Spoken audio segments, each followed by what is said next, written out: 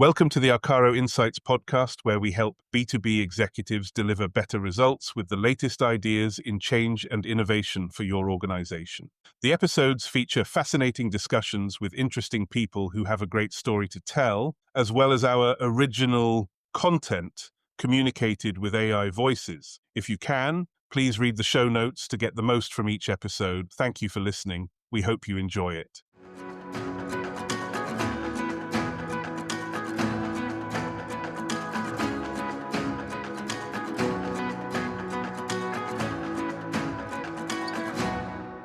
Recently, colleagues of mine have done a research study across 6 different countries. And this is all over the world, really, from the US to Poland to China and Georgia.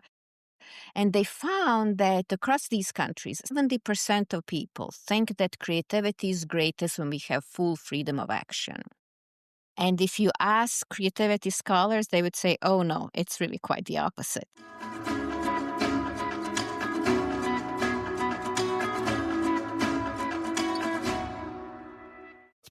This is Mark Blackwell. Welcome to the Arcaro Insights podcast. This is the show where we help business executives with tools and techniques to thrive in a complex world. Taking us one step further on our fabulous journey, we have today Dr. Zorana Ivcevic Pringle. Dr. Pringle is a senior research scientist at the Yale Center for Emotional Intelligence, where she directs the Creativity and Emotions Lab. Drawing on her 20 years of experience and dedicated research, her work focuses on the intersection of emotion, emotional intelligence, and the creative process. Zorana is the author of the book, The Creativity Choice, the science of making decisions to turn ideas into action. Her central thesis reframes creativity not as an innate trait or a spontaneous burst of inspiration, but as a continual, deliberate choice to take action and persist in bringing ideas to life. She offers psychological and emotional strategies for transforming initial ideas into tangible outcomes, emphasizing that emotions are vital information that can be decoded and utilized to navigate uncertainty and creative blocks. Zorana, welcome to the show. Thank you for being here. Thank you for having me, Mark. How did you get the passion for working in what is fundamentally quite a messy idea of creativity? I like the messy part for sure, and I like complex questions. I find it challenging and I find it intriguing. But as once upon a time, I was a student looking for ideas for research, reading very, very broadly, and I kept coming across creative individuals and had this sense of this is so complex that I want to study it in depth. And I think many people traditionally think about creative people as being that narrow 1%, the Galileos, the Leonardo da Vinci's, the Einsteins of this world. And the rest of us aren't capable of achieving it. We're just mere mortals. But I think you argue something differently in your book. You say that creativity is something that can be a choice. That's the name of the book. Can you say more about that? Yeah, you are touching actually on 2 very important things. One is who is creative, and certainly the first people who come to mind are those that you mentioned, these greats who have changed our culture, changed the world we live in revolutionary ways. And certainly they are creative, but that's not the end of it. And it turns out thinking of them as the only creative ones does a great disservice to the rest of humanity because, well, obviously we are not that. Therefore, do we even try? So rethinking how we see creativity, where we look for it and where we recognize it is crucial. And I came to understand creativity as a process of decision making. And you are particularly focused on leadership and creativity and innovation in organizations. And I think that's where this idea is particularly important. We all know that decision-making matters and that quality of decision-making matters. Now, when we talk about creativity, the issue is what kind of criteria for decision-making we are applying. in talking about creativity, we would be thinking of making decisions towards something that is original, yet also effective. And sometimes leaders get, in a sense, afraid of creativity because we think of it as something that is just completely out there and that we are sacrificing productivity or effectiveness for the sake of creativity. We are not. You're talking about choices that we have to make in the workplace. And goodness me, that's clear. We often have constraints. There's not enough budget, not enough time. The regulatory world is moving against us. We think about what you bring in the book and how we can apply it in the workplace, you think of this as there really is a creative process that we can bring to this, and recognizing constraints is a positive, not a negative. Can you talk about that? Of course. So I really talk about creativity as a process and analyze it in three different ways, in three big buckets. One is, well, sometimes we do not embark on that process. Sometimes we even have an idea, but don't do anything with it. Or down the road, it gets changed to a point of becoming less original and less creative. What are the barriers? Can we identify barriers to the creative process? So my first set of questions is, what are they and how can we overcome them? And then as we embark on the process and start doing something to transform ideas into something tangible, we need a know-how. We need a know-how that is not just a know-how of a particular domain of work, computer science or writing or whatever that might be, but it's a know-how of creativity. What do we need to know about creativity to make it happen? And finally, I asked the question of what do we need to know about the organizational climate and culture so that that creativity that has succeeded once does not become a one-hit wonder.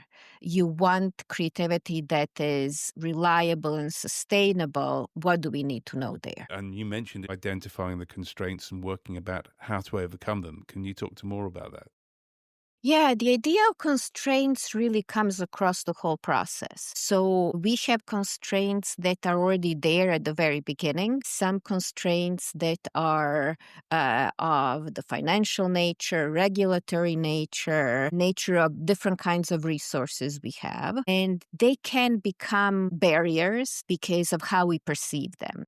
They tend to be very frustrating in our experience. So that is one kind of emotional barrier we have to get around. Then constraints are also something that we can look at in the process of that creative drive and making decisions, where we can find out that they can be even beneficial to direct our thinking and direct our doing away from what is obvious.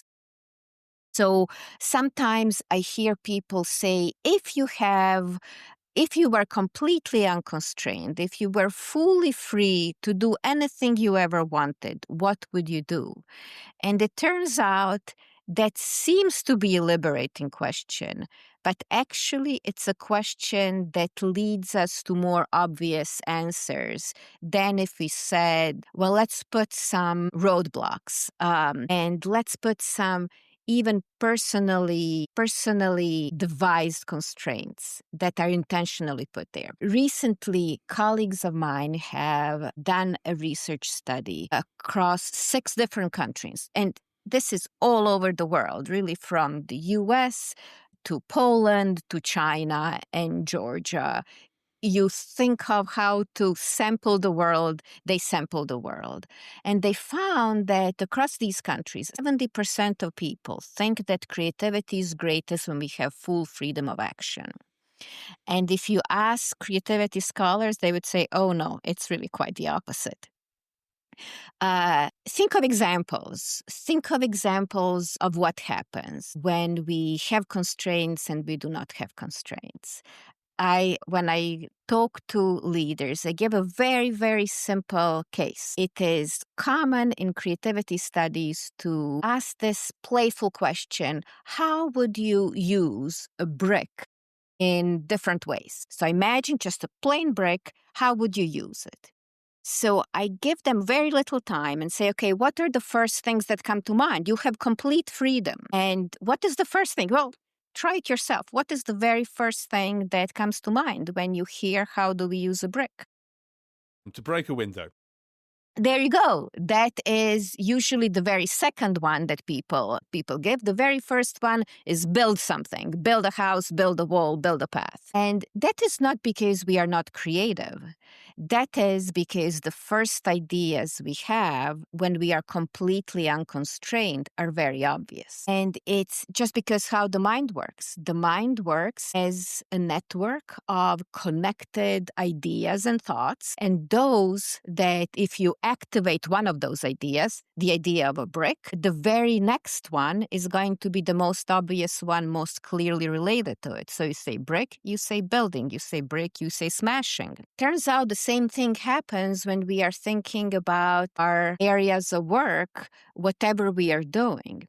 We start completely unconstrained, and our first ideas end up being very commonplace. So to get around that, we can put some constraints. And if I told you, okay, let's think of ideas for a brick, but you cannot think of anything that comes to mind, it has to be something that deals with gardening, or it has to be something that deals with arts and crafts.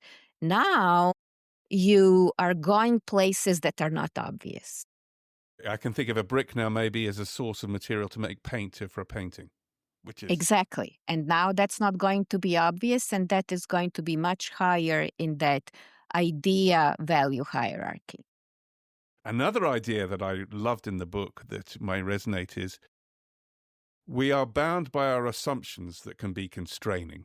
And you were really encouraging people to challenge their assumptions. Maybe you can recount the story of the holiday dilemma about the child going to Croatia with the grandparents and you having different, and how did you reconcile what appeared to be competing ideas by thinking about constraints in a creative way? So take this example. It's an interesting example that you picked because it's an example from everyday life that we all have crazy schedules and we all have multiple things going on at the same time. And I grew up in Croatia, and so my child goes to see grandparents every year. And we were trying to balance different constraints. I had constraints with my travel and speaking. My husband had constraints with his travel and professional conferences. And then child had his own constraints of summer camps. And we had to make it all work in the same time. And it seemed an impossible problem because these seemed to be contradicting. So what is our problem? And once my husband said, okay, let's approach this as a creative problem, we started thinking about it in a different way. We said, okay, how can we incorporate multiple seemingly contradictory things? It has to be this and this also. And we broke an assumption that both parents have to take the child, he was young at the time, to Croatia to see grandparents together. So we broke it so that one parent took him there, the other parent took him back. So he could spend long time there and each of us could spend a relatively short time there. And it all became possible when we broke the assumption of parents have to go with the child because a parent can go with the child and there and back can be different parents. In hindsight, all these things look obvious, but they're not necessarily so obvious when you start. They are not exactly. They are not obvious when you start thinking about the problem, and they become not obvious because problems could seem so daunting that we build barriers. We build psychological barriers. And what this particular problem illustrates in an example that is an everyday example is the importance of framing the problem. So it's not just looking for solutions. It might be hard to find a solution if we are not looking at the problem in different ways. And scientists, creativity scholars have found that how we look at the problem is more important to finding a solution than actually spending more time on coming up with ideas. And that is quite counterintuitive. In a recent study, colleagues of mine have worked with teams, problem-solving teams. They had to solve a problem and work together to do so. So this is relevant to everybody working in organizations. And they recorded sessions, work sessions of these teams. And they have found out that those teams that came up with the most creative solutions were not spending their time, most of their time, on coming up with new ideas. Rather, they spend most of their time, 53% of their time, they could quantify it, on talking about the nature of the problem. And they would start a meeting by formulating what the problem is. Now, think about it in the context of a meeting in your work team. This seems to be a waste of time. This feels like a waste of time. But we've seen with research that it is not a waste of time. It actually results in a better solution in the long run. But in that moment, you have to recognize it feels like a waste of time, but it is not a waste of time. I have to stay with it and the discomfort of it and regulate that discomfort. Zorana, there's music to my ears. As a business consultant with clients, I try to emphasize the importance of really diagnosing the problem and understanding it first. And of course, the initial reaction is, well, I'm in this business, I understand the problem. Exactly. But I try to use that internet meme of Einstein, which he says, if I had an hour to solve a problem, I would spend 55 minutes understanding the problem. But you've actually now given me some science where I can at least spend 53% trying to understand the problem. Thank you. Yes, actually, it seems that there is no record of him saying it, but the sentiment is still correct. Great. Well, I've now got some science, thanks to you, and I'm going to make a slide of that science. So thank you, Zoe.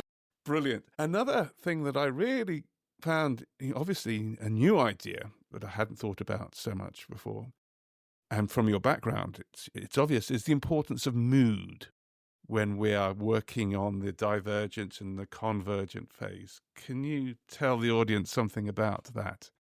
Yeah, so people sometimes in organizations in particular have this, I'm going to say, outdated view of emotions. Emotions are something to leave at the doorstep. To be truly professional, you do not bring emotions into your work. Well, it turns out your team members are human, and humans cannot do that. It is not possible. So you can attempt to do it. You can attempt to push emotions aside, but it does not work. The emotions come through, and if you try to push them aside, they are going to come through in unwanted ways. So the best practice is acknowledge they exist and then learn about them so that you can actually use them and not have them come in the way. So to stay with this theme, I get asked, what are the moods, what are the emotions that are good for creativity and those that are detrimental? It turns out that's the wrong question. And I love saying that because it makes people stop. And then you say, okay, why is that the wrong question? Well, that is the wrong question because it assumes there's only one kind of thinking that is creative thinking, that is creativity itself. But if we think of creativity as not just coming up with ideas, but taking ideas, developing ideas, evaluating ideas, improving ideas, doing something with them, all kinds of thinking are going to be involved in this process.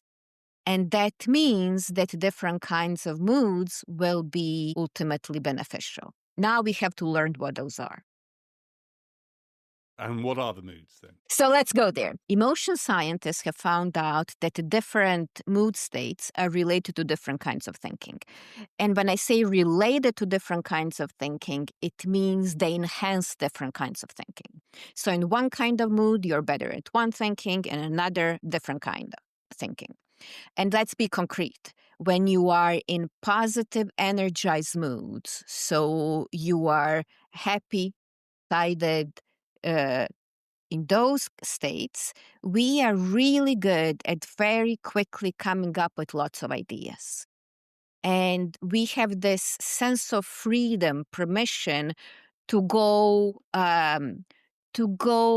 wild, to go places where otherwise in a more cautious states we would not go. So sometimes people say, oh, that's creative thinking. Yes, that is one kind of creative thinking.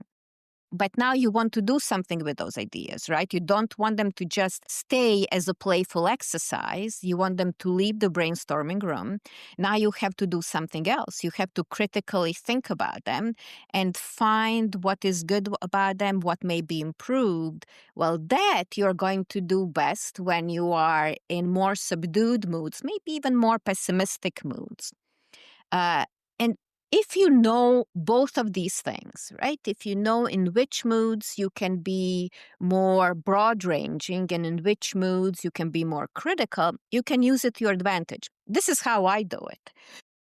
I am not a morning person, and in the morning I am grumpy. Let's just say grumpy. And I use it to my advantage. First thing in the morning, I open up, I do a lot of writing, and I open up those pieces of writing that I have previously done. And I very critically read them. In this state, I can find everything that is wrong with it and make it better.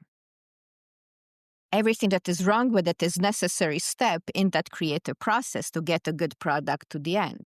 Once we get in the later afternoon, 3, 4, 5 p.m., now I am in more active, more positive state. I am upbeat. And now I can go really broad ranging in my thinking and develop and start putting together new things. This is individual. There are people and who are in different kinds of moods at different times of day. And it's not just that we have moods at a particular time of day. They also experience them depending on different events. We can use them to our advantage. Fascinating. And so different moods for creating ideas and the divergent phase, selecting, refining, synthesizing ideas in the convergent phase.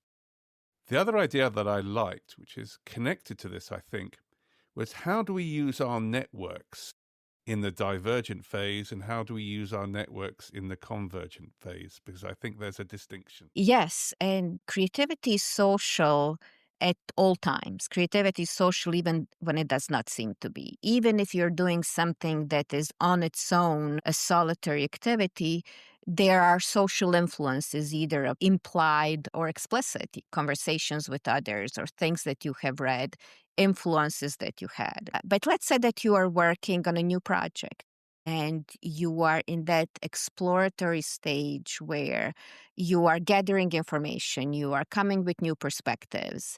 At those times, you are going to benefit the most by reaching out to people who are outside of your immediate team. Those people who might be in other departments in your organization or who might be at the edges of your social network.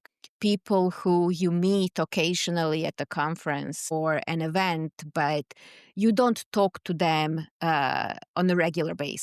Why are they helpful in this stage? Well, because they don't know intimately how you think. You don't know intimately how they think. Chances are they're going to have different perspectives, and that will be beneficial. On the other hand, once you have your idea, you are committed to it, you are working on develop it, you need to work with those who are very close relationships on your team, usually. People who understand the matter, people who can show support, people who can say, yes, that's a good idea. Can we also do this? Who are going to build on where you started. Great. So that's amazing. I can see the difference there between the openness and the closeness. So maybe not part of our network, but as Vlad Glavino discussed in the last podcast, the concept of Homo faber and his tool. And the biggest tool probably right now for us in the workplace is artificial intelligence. We've talked about mood and our divergent convergent. We talked about network in divergent convergent. Can you say anything about how to use AI with it in the process of creativity, which includes divergence and convergence? This is a brand new area of scholarship, and there's a lot of excitement around it, and excitement and fear too. So there is excitement of this is a new tool. It can help us in different ways, and it does seemingly incredible things because it comes up with things very quickly. And there is also lots of fear from people whose work is creativity. And I think it is useful. I think it is certainly useful. It can put together wonderful summaries. It can do transcriptions. It can pick out key themes from conversations, and I think that's very helpful. What it can do in terms of creativity is a more interesting question to me. There are some things it can do, there are some things it cannot do. So what can't it do? Well, it cannot take initiative. What we do as human beings, we notice something in the world and we say, what about?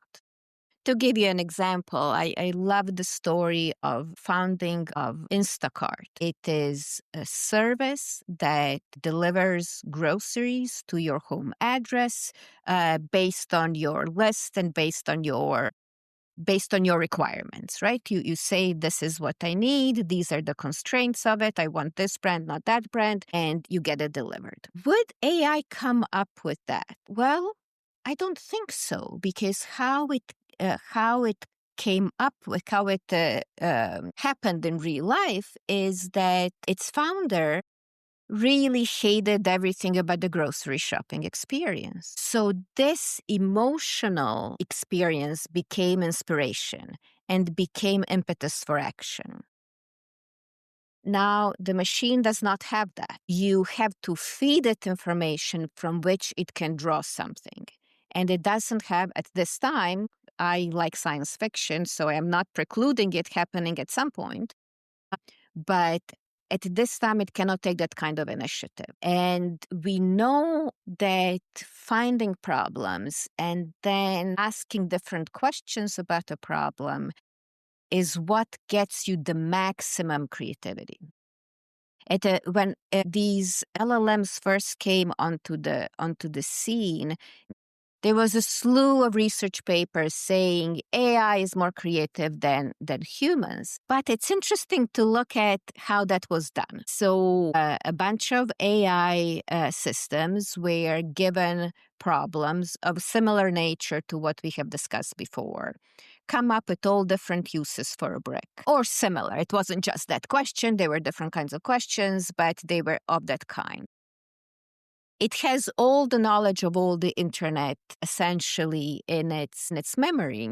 And there are lots of examples of how to use the brick in this knowledge base. And it can send you a list. It can reproduce a list that is long and that has some creative ideas in it. When we compare it to humans, to human performance, it turns out that the average performance by the AI engine is higher than the average performance of humans. Now that, if you just end up with that as a headline, sounds sensational. However, was human creativity ever about averages? Or was human creativity about something that is different than the average, that is above the average? Or the quality of the idea, perhaps, as well, or something. Exactly. And when we take it like that, when we look at those human ideas that are on the top level of human performance, what you really mean by creativity, the AI doesn't reach it. There is no overlap there. Humans are in that higher level. They stay more creative. And that is just coming up with ideas. Now humans can take those ideas, build something with them, make something in the real world. The AI is not the builder of ideas in the real world. So now we come back to the question from the very beginning. What do you think creativity is? Is it coming up with ideas? Well, then AI can do something that is, average creative. It's better than nothing. It's not zero creativity.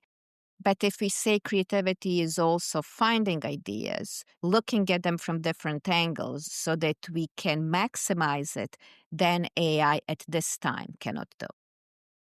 I'm just reminding myself of previous podcasts and try to connect and validate some of your thoughts. So a while ago, we had Scott Burleson talk about the jobs to be done pyramid. And there he was talking about emotional jobs, and he's really built and expanded on the emotional thinking of that area. And in our conversation, I think we were pretty clear that in the convergent phase, there's real limitations.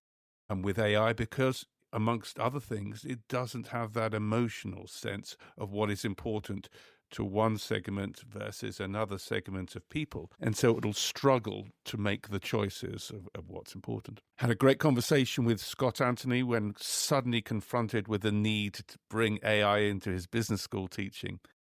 Key conclusion, as man works as his machine, the wisdom of powerful prompting. It's only humans that can really write the prompts in a way that gets the answers out of the large language models. And sort of the flip side to that was with Vlad and his ideas of slow AI, which was, amongst other things, fundamentally saying, spend more time asking AI for questions that inspire the human mind rather than answers which dull it, was my takeaway. And I think from your description just meshes very well into that. So we're slowly getting there on this journey on the Arcaro podcast to really work out how we can work synergistically, perhaps, with AI in the process of creativity and innovation. So thank you for that. Yeah, and I think that is the most powerful way of thinking about it. I keep being reminded of a different technology. Well, almost 2 centuries ago now,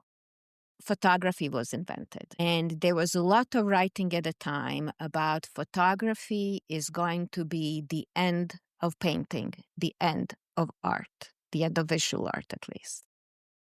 And that did not happen, right? If I know my art history enough, that did not happen. And actually what happened is that whole new approaches to art were invented.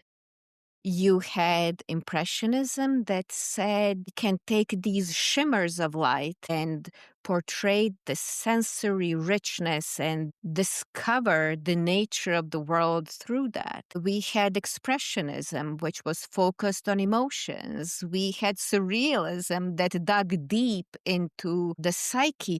We have all of these different art movements that had nothing to do with portraying the world the way it looks like directly, like a photographer could see it and document it with a tool. But we also had photography as an art form in itself that developed. New tools do not eliminate existing art forms.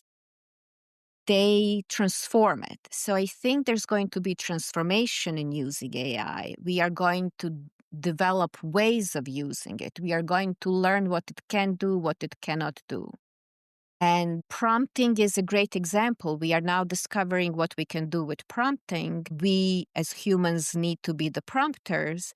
But we also know the limits of prompting because AIs are built in a way that really pander to you. They are going to tell you, yes, you are great. You have a great idea. But we need something that is more adversarial. We need something that is a new perspective. So we need to learn where the limits are and then go beyond those limits, use it for what it can do and work around it for what it cannot do. I think that's a great place now to give some positivity about AI, just to say thank you for that. So, and begin to wrap up. listeners, the creativity choice, definitely worth going and getting a copy of, and I hope it inspires you even more than this podcast. So, as a final question to you, Zorana, what 3 bits of advice would you give a B2B executive faced with a challenge of delivering more creativity in the workplace? Well, the first thing would be counterintuitive. Ask people to be creative. Sometimes people don't want to ask directly because they think that is going to limit them. But by being asked, first, we know what is expected. And second, we have a permission to go there. So ask people directly. Um, Consider that emotions are going to happen in the creative process. But when I said happen, that seems to imply we do not have any agency in relation to them. We actually do have agency in relation to emotion, and we can use that. So consider at which times you would be best at different kinds of tasks. You are going to maximize your productivity and quality of your work that way. And what you can do for your teams is make sure that you create a culture of psychological safety by acknowledging what is happening with your team members, by acknowledging how your decisions are influencing them, and by giving them that respect and space in which they can share ideas, opinions, without consideration of how is this going to be received and might it have consequences that might not be good. Well done. Thank you, Zorana. Really powerful stuff. Thank you very much indeed. Thank you, Mark. Bye-bye.